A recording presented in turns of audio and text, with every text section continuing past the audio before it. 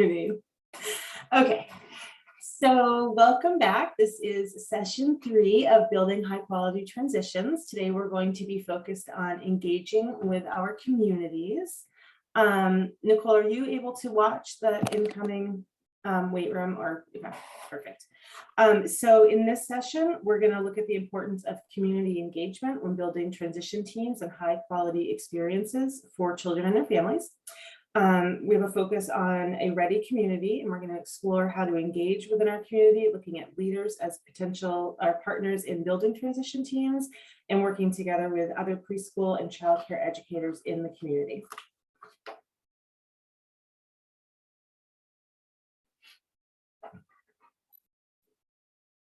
Okay, so just a little housekeeping. We are recording the session and it will be posted online. The session from last week has been processed. It has not been posted yet. We're waiting for that link to come back, and then that'll be posted on our website. If you are in a group with colleagues, please feel free to work together on activities and discussion points on your own. If you want to do that instead of utilizing a breakout room, that's perfect. And then feel free to utilize the chat box with any questions, and we'll pause when appropriate to answer or address at the end of the session if that's a better timing wise. Marcy? Yes. I would just ask if there are folks who are gathered with colleagues in person and you want to be able to have conversation, if someone could just put that in the chat box for me, that will help when I form breakout groups. I will not put you in a separate breakout group. Perfect. Okay, so objectives for today's session. We're going to work on building an understanding of the different connections across the community that help strengthen transitions for children and families. We're going to gain knowledge around community and school resources that can help establish strong homeschool connections, and then also establish an understanding of building relationships and alignment with sending programs such as Head Starts, private and family childcares, and community preschool programs, which are just naming a few. So I'm going to go ahead and read this quote out loud, and I want you to take a moment to listen to it, and then I'll just give you some extra talking points about that. School readiness involves more than just children. School readiness is about children, families, early environments, schools, and communities. So this is a list of a lot of entities in our communities and in our children's lives that help them get ready for school, help them be school ready. At home, families are engaging in reading, playing, learning individual skills such as table setting, cleaning up after play, that sort of thing. Early environments are teaching children how to be positive members of communities, and so with socially accepted practices such as being quiet in the library or walking feet in the grocery store. Schools and childcare programs are working with families around the child's development and learning, including sharing homeschool activities toward development, health, and other important resources that families might utilize. And communities can offer play and learn groups, library hours, story hours, resources for families, and other avenues of social and physical activities within the community.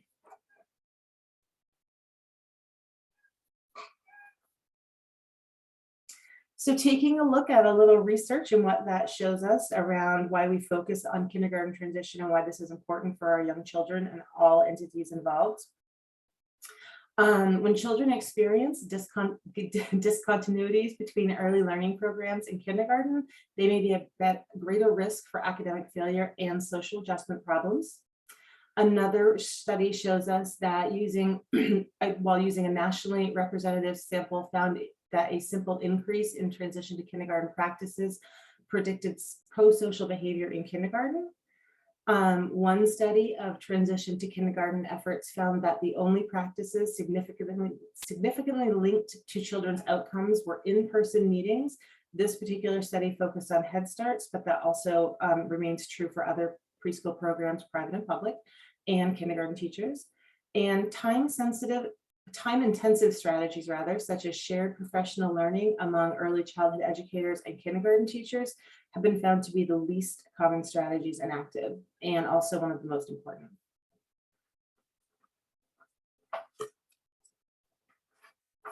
Okay, so we have a video from the Head Start eClick website. This is a video looking at how childcare providers, public and private pre-K teachers and other community programs interact with schools and can build those relationships and alignment for transitioning for children and families. We are not going to watch the whole video. We're going to start about a little over 2 minutes in. It's about a 7.5-minute video. The first part talks about what we talked about last week about engaging families and building relationships with families, which we have already looked at. So what I'd love you to do is just grab a piece of paper and something to write with or work together in your group, if you're in a group. And then just while you're watching this video, I would like you to consider strategies that the video looks at that you may be currently using in your school or program. And then also a list of strategies that might be new to you that you might want to consider bringing into your transition plan when we start to build those out next week.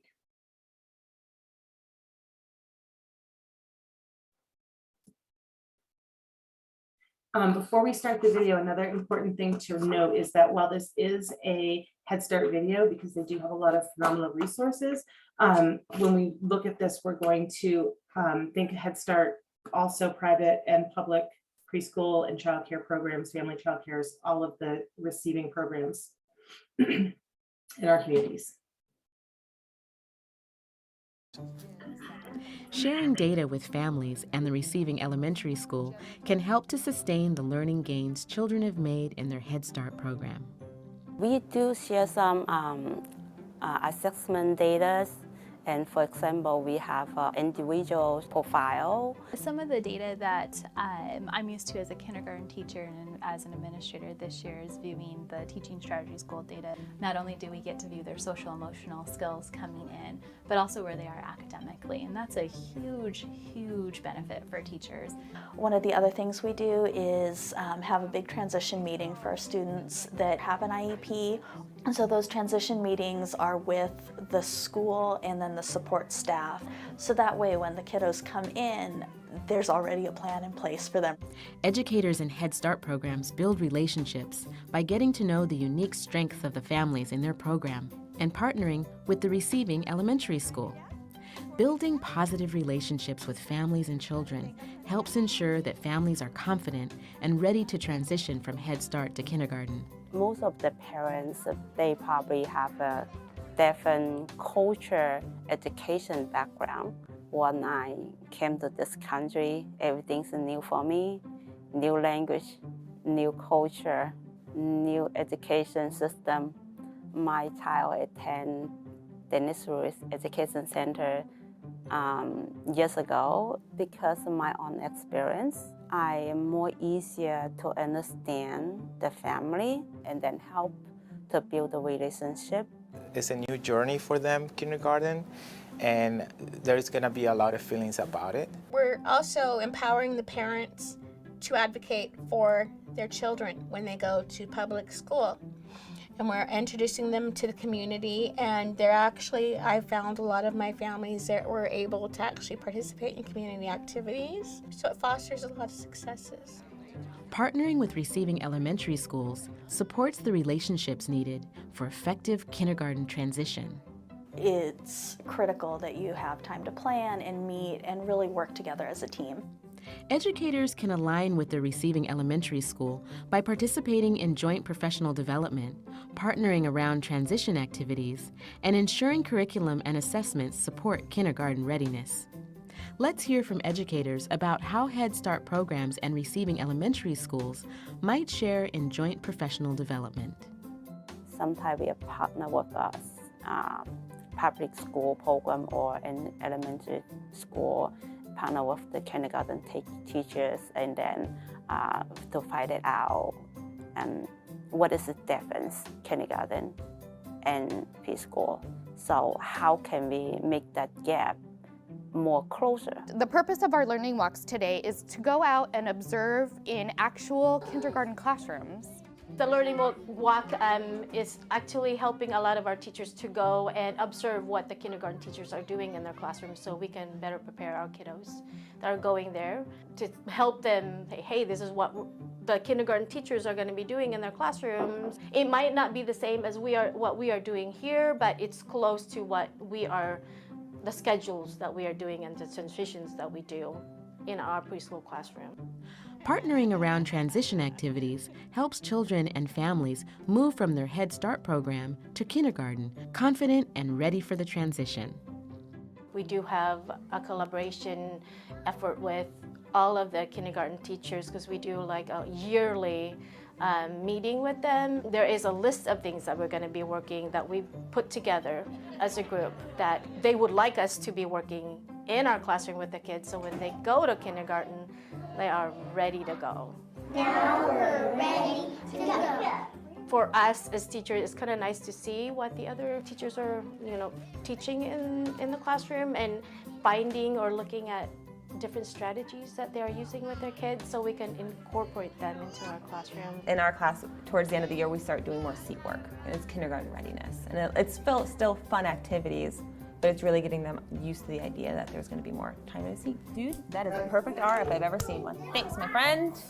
We would change, for instance, lunch or snack. Instead of doing it in the classroom, we would move them to the cafeteria with the other kindergartners. Kindergartners come to us and do a story time with us and have them kind of talk to the kids, because honestly, a kindergarten can tell them more than we can about what kindergarten's like. When Head Start educators ensure a smooth transition to kindergarten, everyone succeeds.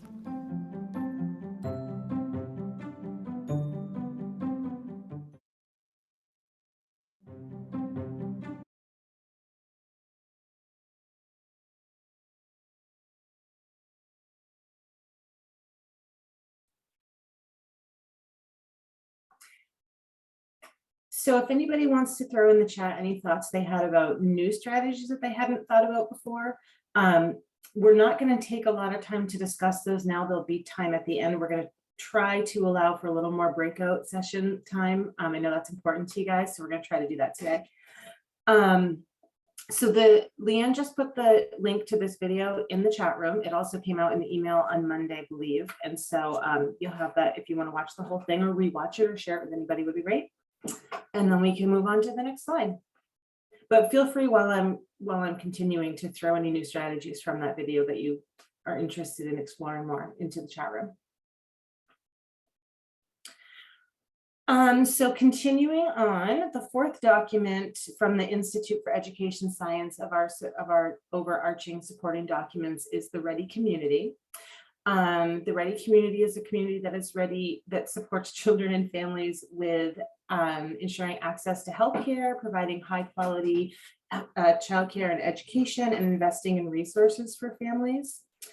These are ways that each community can support children and families towards successful kindergarten transitions, working together, also leading to a successful school career. And we're going to talk more about how and who we engage with in our communities coming up. So Nicole, take it away. Thanks, Marcy. So thinking now about the communities that you live and work in, specifically though, if you don't work in the community that you live in, right? So thinking about the school and the program where you show up every day for your kindergarten students, and thinking about the experiences that they have prior to coming to you, prior to coming to that grade. So we want to consider the settings and the environments and the people that are all interconnected in that child's life as they transition from an early learning program or a home setting into kindergarten. So some examples of those might be families and caregivers, childcare centers and providers, public or private schools, recreational centers and programs, maybe some local play groups. So each of these pieces of the community are an important part of that child's world, right? Prior to them getting used to your routine and your expectations. And these experiences that they have in these programs or these settings come with them, right? They're coming to you having had this. So just take like 10 seconds and think about the community that you work in, the community that your students live in, and think about where or what they might have experiences in prior to coming to you. Just gonna literally 10, 15 seconds. Specific examples. You don't have to share them yet.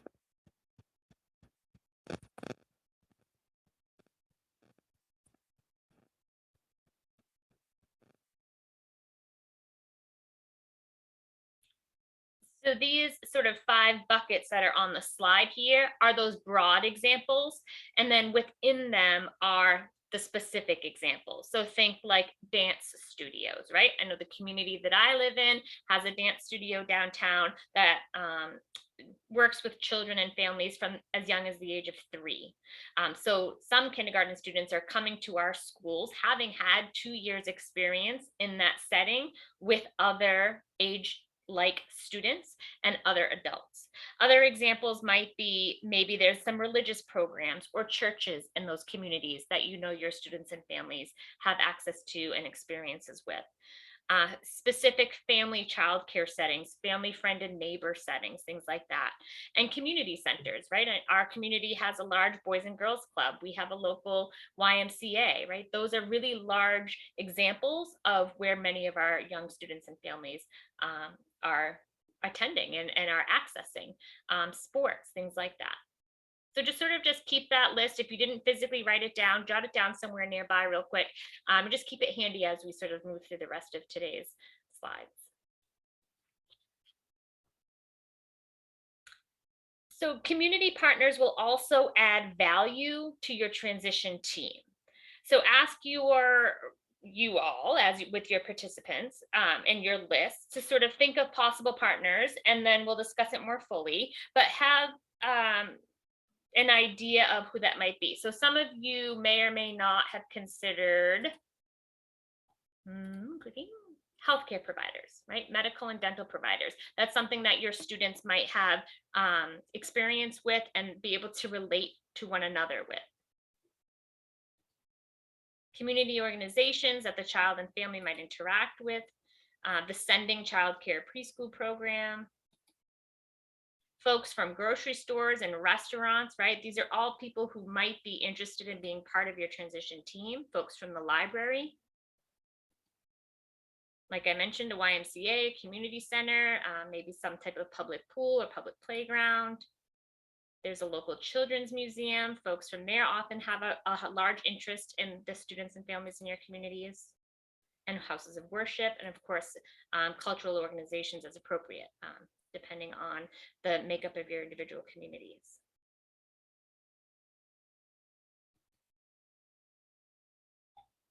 So we sort of ask ourselves, why are making connections throughout the community important, right? So we know stronger partnerships enhance our schools in so many ways.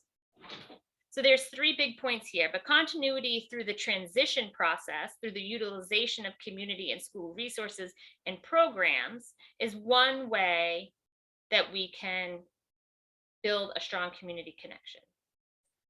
Another way is supporting outreach to families who may be more rural or might have less connectivity options.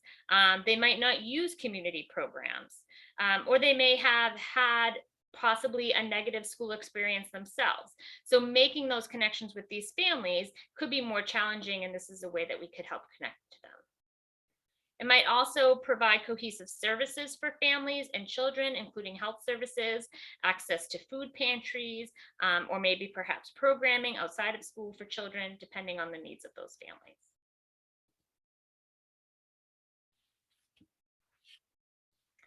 Okay, so in a moment, you're going to be brought into a breakout room.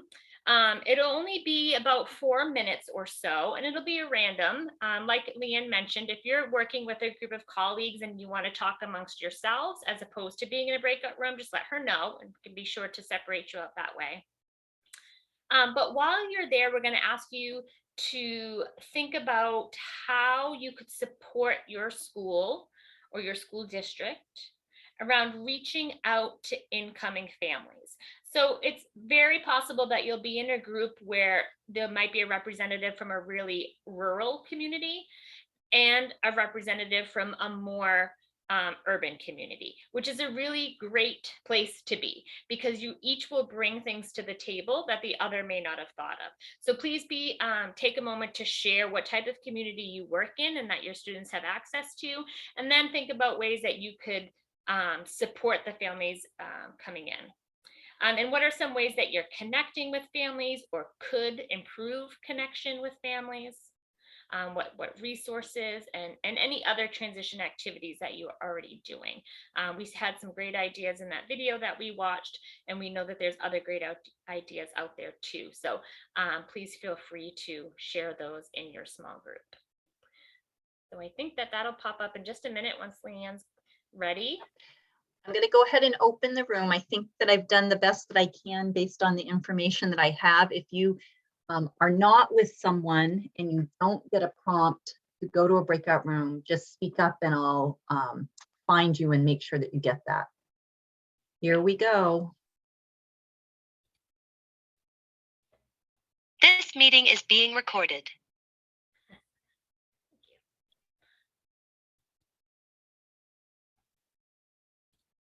Okay, as folks start to come back in, apologies if you were in the middle of speaking and you were so rudely interrupted to come back to the whole group. But we did just want to take a minute and allow folks to utilize the chat box or come on mute if you're so inclined, and share some of the ideas for partnering in your community. What's already happening out there? Where are some ways that you might consider partners in your community to assist with your transition teams or transition strategies? So I'm going to leave this here for just a few seconds and allow people to unmute or use the chat box.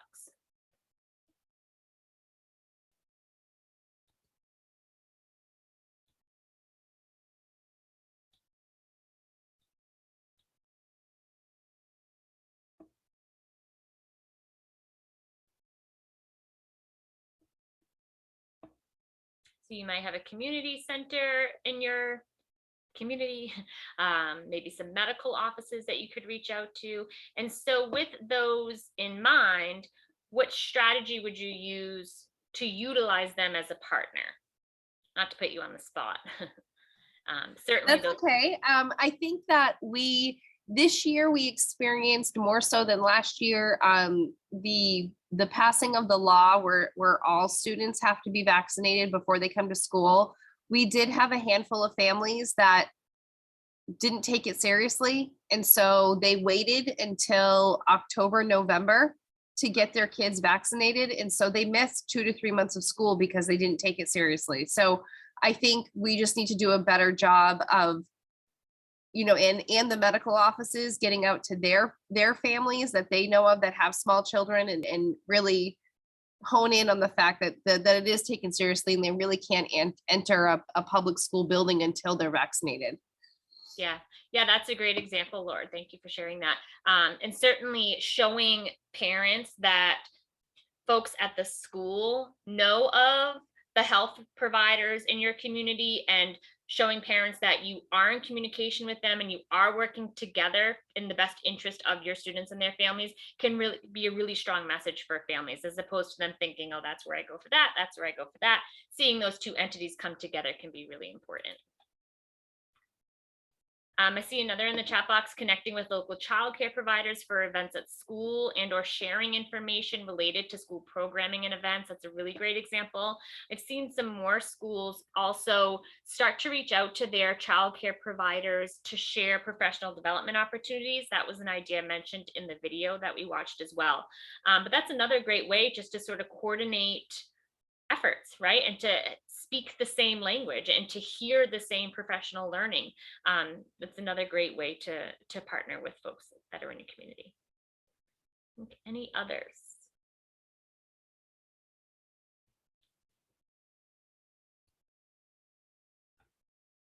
So some that we had just to share, which certainly relate to the examples that folks just gave as well, included working with businesses in various parts of town, right? And those that families might frequent more often, such as grocery stores, thrift shops, restaurants. It ensures that the information is out in the community and it makes it more visible. We might also consider hosting collaborative community events, similar to what we just mentioned a second ago. This is a great opportunity for families and children to meet one another, and also to possibly form relationships and supports prior to transitioning into school. Oftentimes local stores that sell supplies can offer the lists to families, so school supply lists. I know Target does this, or others who might want to donate. Engaging with early care and education programs can help families and children learn new information around public school while being in a familiar setting. So certainly, remember we talked about this, at least I know in the first module, we're transitioning students to the public school, but we're also transitioning many families as well if this is their first child and their first experience with it. And then, of course, community agencies that work with families might include Families Can, Healthy Kids, United Way, community action program agencies that are spread out throughout Maine as well. So collaborating with them is always a good idea and encouraged.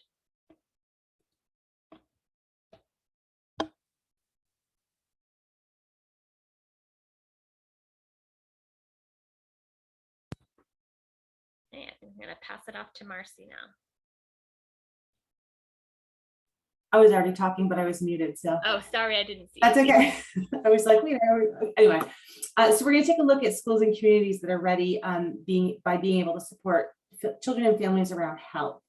And so we know that when children are healthy and families are healthy, they are more ready to learn and they're more ready to be engaged. And so it's important that communities and schools work together so families do understand that children's health and well-being can affect their learning. So they can help ensure access to that healthcare that children and families need, invest in resources for families together, and then provide access to quality childcare and early education, which also engages in those practices. So just real quick, if you want to just take literally 10 seconds to think about, do you have these resources readily available for your families or to your families in your community? Do they know about these resources? And if not, how can they be accessed? Or how can you work with some of these community entities to help families access these?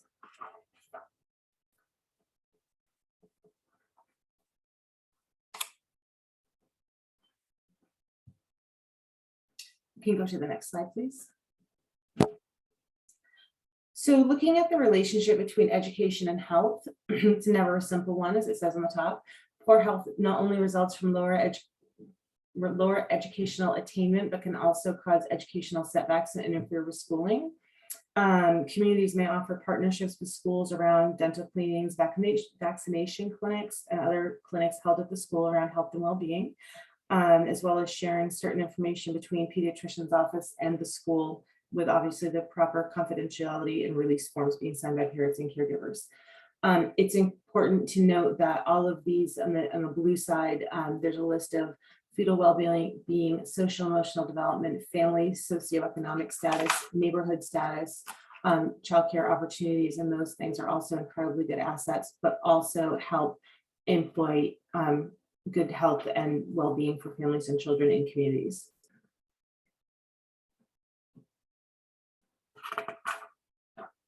And then there are a few questions here, just I'm going to read them through and you can think about, see what we're already doing to ensure the health and learning connection to our students and families.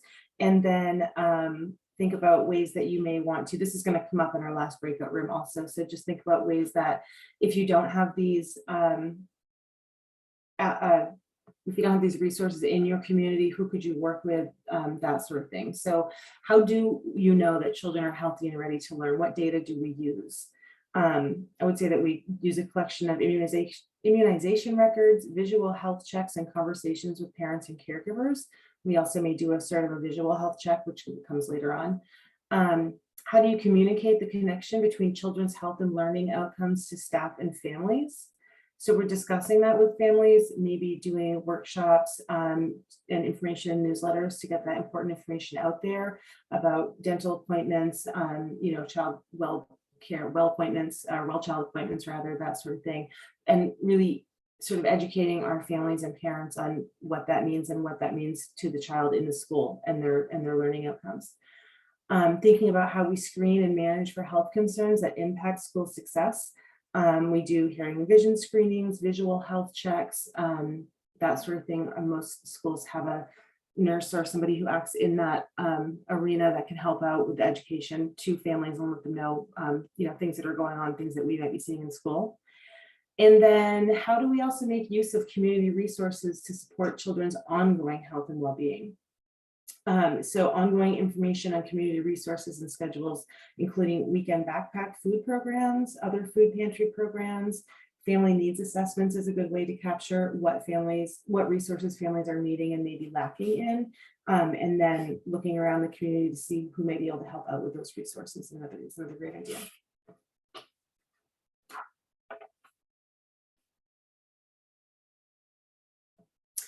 So the Ready community invests in resources for the family. So we talked about health and well-being resources.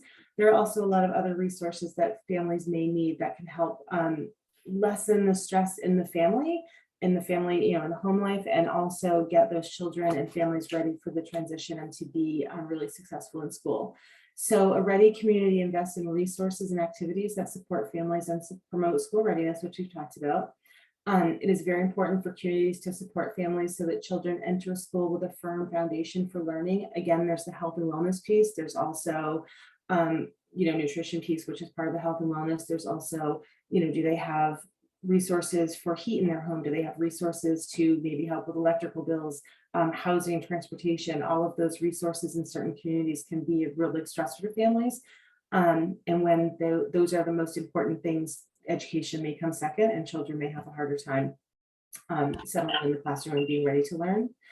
And then it's critical that communities support schools so they're ready to meet the needs of children. So schools and communities are working together around supporting families for these resources. Again, family needs assessment, figuring out what resources may be lacking with the families or certain families or all families, and working together to have communities or community entities who may be in donation, maybe help financially, and other ways that they can help out. So there is a quick activity here. I'm not sure, I think just on your own, if you just want to think about a couple of ideas of how your community and schools already partner around resources for families. And if you want to throw that in the chat, that would be great. And if you don't, that's okay too.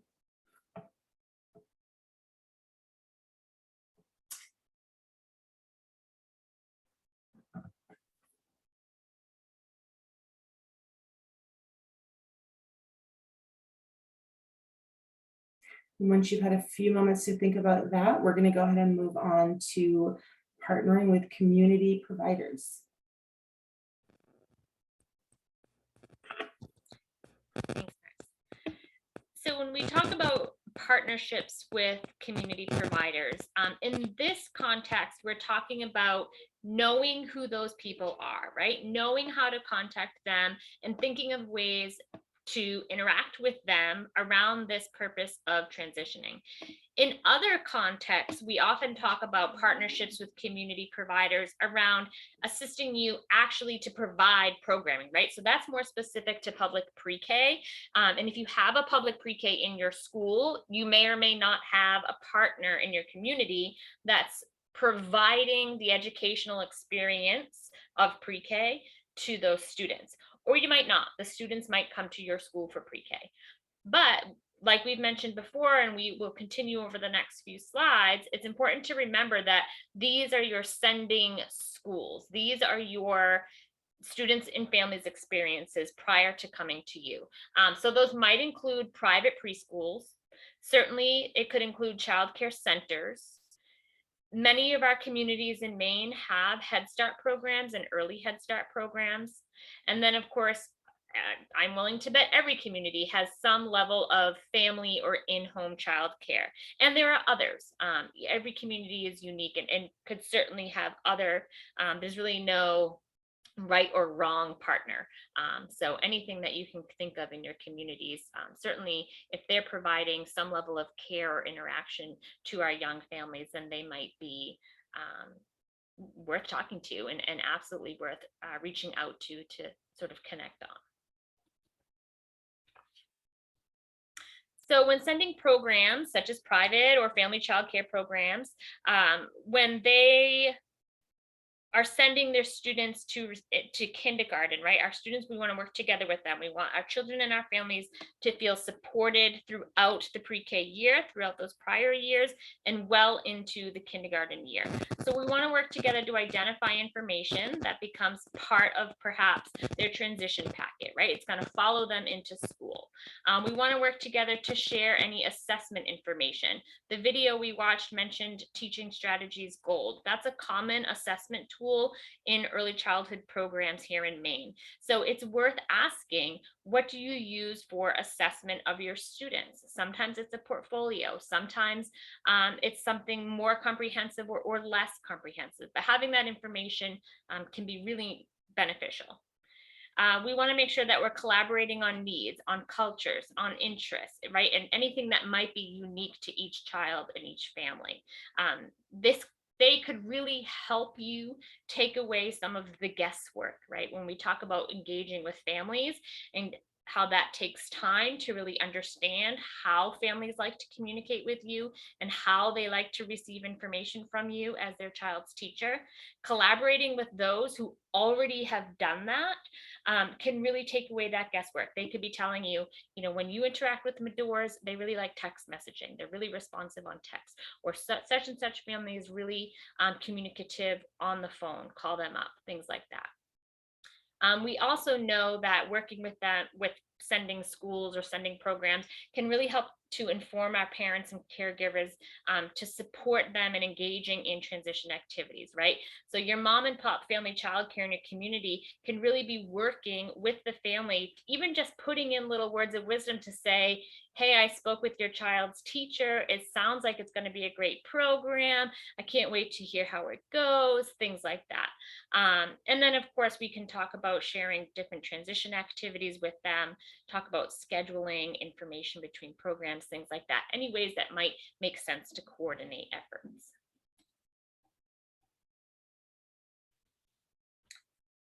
So what are the benefits?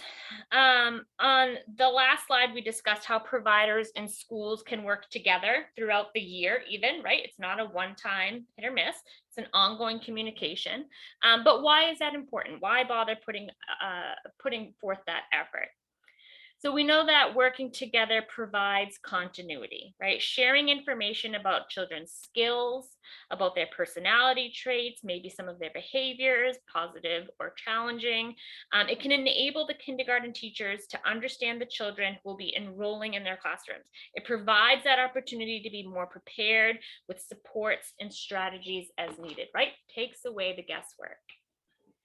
Then also sharing of children's assessments informs schools. So we can focus on their essential skill development across all developmental domains with programs and families within those programs. And it can help children be more prepared. It will also let us know too, sort of the speed of development, right? Some children are apt to develop their math skills, for example, faster than maybe their fine motor skills. So having that information ahead of time can be really beneficial. Looking at routines, right? Practices between the community programs and the kindergarten classrooms, recess routines, meals in the cafeteria, meals in the classroom, maybe talked about or should be practiced even with children prior to the transition, giving them that opportunity to become familiar with changes. Or it might mean that your routines and expectations are a little slower. So the sending program might not worry about having children line up straight at the door when they transition out of the classroom, but that might be a really important skill that you want to instill. So expecting children to do that on day one might not be appropriate, right? If you know that they're coming from a program where that wasn't practiced. So just allowing children to have time to sort of figure out the new setting and figure out what is new and what is a carryover. And then I mentioned too, shared professional development. So this is a great way to talk about transition practices, have shared language around family engagement, learn similar strategies for understanding child development, instructional practices, things like that. It can really also help to build a bond between those sending programs and the public school and the staff who are receiving students in the new classroom.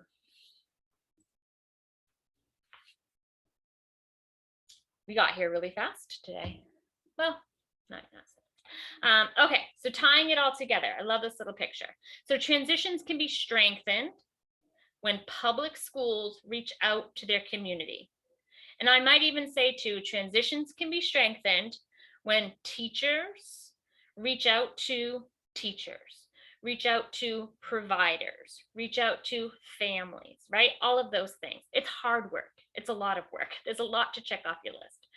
But working with those private and community caregivers, including those preschools, child cares, family child cares, faith-based preschools, Head Starts, all that information is shared to inform you, the educator, and enable families and children to have a successful transition. The more we know, right, and the more prepared that we can get, preparation we can give to students and families and the sending programs, the better, for sure. Okay, so we have, I think, pretty ample time, Marcy, correct me if I'm wrong, for this final breakout. This one's going to be a pinch different. So what we're going to do is set up breakout rooms, and there'll be, I believe, 3 breakout rooms for number 1, 3 breakout rooms for number 2, and 3 breakout rooms for number 3. And you'll be able to choose as an individual which room you want to enter. So if you choose a room that has the same title as number 1, Health and Learning Connection, then that group will be discussing data collection of children's health and the communication of the connection to families. So a few slides back, Marcy mentioned health data like vaccination data, screening data, right? What are you getting that might inform your information about that child's health and their learning connection, maybe special education data if it's applicable. If you want, you can choose a room that has the title number 2, Community Resources. And in there, you'll be discussing schools and communities partnering around resources for families and gaining a better understanding of which resources families might need. And then finally, the third option will be titled Developing Community Relationships. And in that room, you'll be discussing current and new strategies that are being used to bring sending programs and receiving schools together. So what's happening already in your communities that you know of, where those public programs and those sending schools are already communicating and aligning efforts. I think we'll probably have about 8 minutes, Marcy, you think? Yeah, I was thinking, yeah, 6 to 8, if we wanted to come back and discuss anything, if anybody wanted to share out after. So maybe 6 or 7 minutes. Great. So we'll, the rooms will be closed after that amount of time. When Leanne opens them, you'll see your option for choosing which room you want to go in, and it's totally up to you.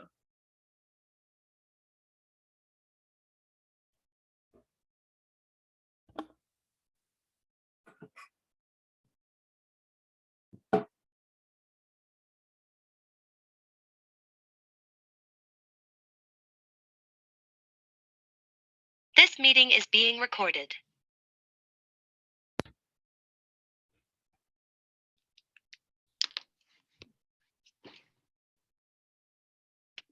Okay, so as folks are sort of coming back, I was able to see there wasn't much discussion to be had around the health and learning connection, and that's okay.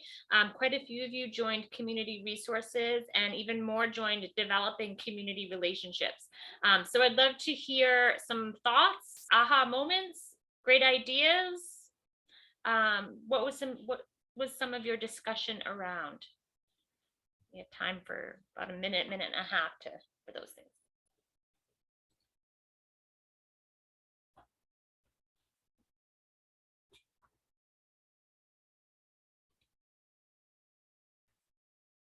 You can feel free to put anything in the chat, or also feel free to just unmute and jump in. Yes.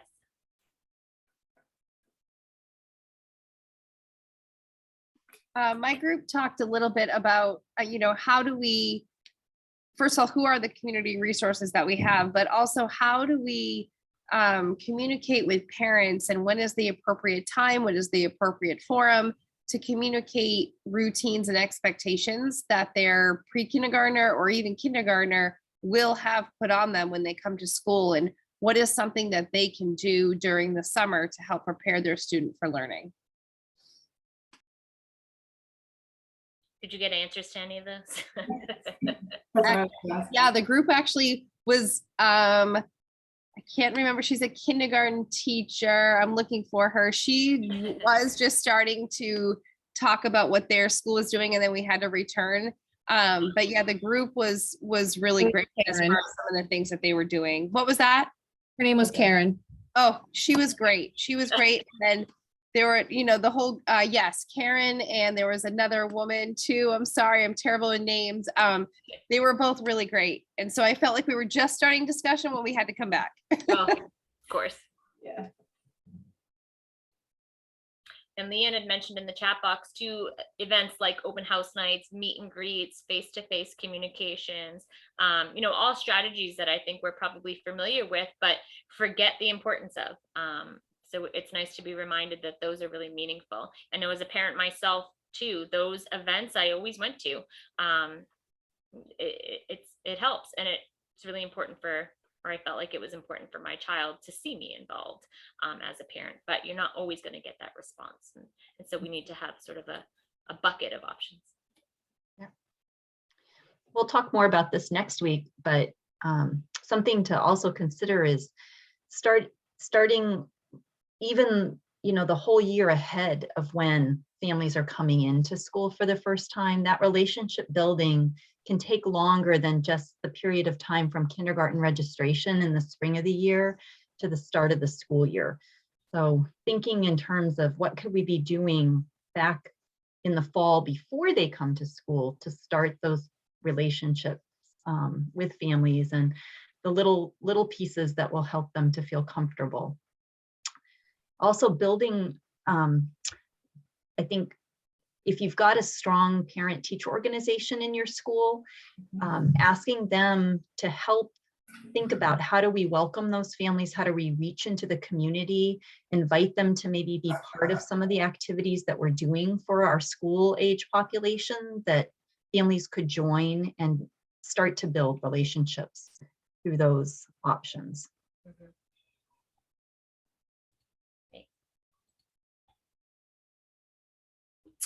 So we are now through module 3. Next week on the 31st from 3:30 to 4:30, I think at the same link right now, we are going to start working on building transition teams and plans. And so all of the sort of notes and thoughts and lists that you've had over the last 3 modules, go ahead and bring those with you, because we're going to be pulling ideas from those as we work through that.